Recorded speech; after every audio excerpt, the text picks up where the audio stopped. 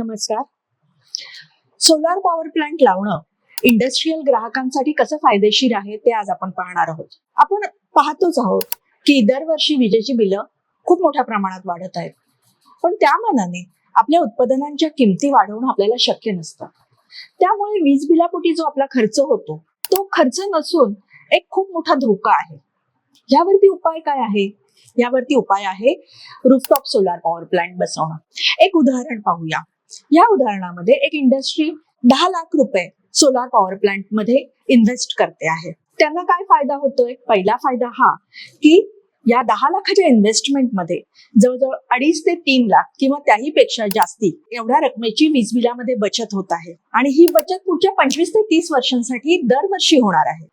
दुसरा फायदा आहे ऍक्सिलरेटेड डेप्रिसिएशन. सोलार पॉवर प्लांट ही रिन्युएबल एनर्जी डिव्हाइस आहे. प्लांट आणि मशिनरीवरती जे डेप्रिसिएशन लागतं ते 15% असतं आणि सोलार पॉवर प्लांट वरती जे डेप्रिसिएशन आहे 40% आहे.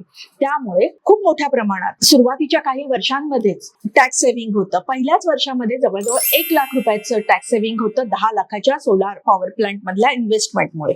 तिसरा फायदा आहे जीएसटीचा फायदा. Solar power plant renewable energy device आहे. गव्हर्नमेंटने, सेंट्रल गव्हर्नमेंटने त्याच्यावरचं जीएसटी खूप मोठ्या प्रमाणात कमी केलेला आहे. फक्त 5% एवढा जीएसटी त्याला ऍप्लिकेबल होतो. त्यामुळे 10 लाखाच्या सोलार पॉवर प्लांटच्या इन्व्हेस्टमेंटमध्ये जीएसटी मध्येही बचत होते जवळजवळ 90,000 ते 1 लाख रुपयांची.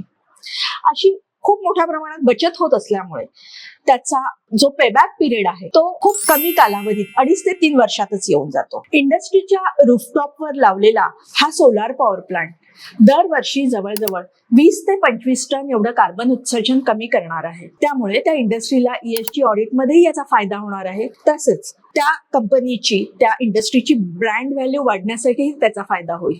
त्यामुळे सोलार मधली इन्व्हेस्टमेंट हा खर्च नसून ते एक खूप छान फायनान्शियल ऍसेट आहे की जे वर्षानुवर्ष स्वच्छ वीज निर्मिती करणार आहे, टॅक्स सेव्हिंग आणि इतर असे अनेक फायनान्शियल फायदे त्या इंडस्ट्रीला मिळवून देणार आहे.